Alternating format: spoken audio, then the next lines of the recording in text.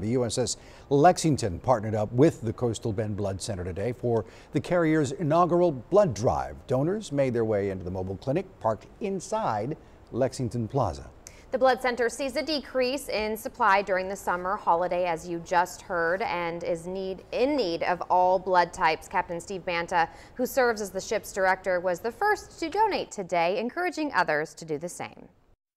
They're looking for example, O negative is a universal donor. You can really help somebody in need if there's a trauma, and this is an opportunity for us to give back, and we're just happy to do it. Aside from cookies and juice, those who donated received free admission to Lady Lex today. Lots of reasons to do so.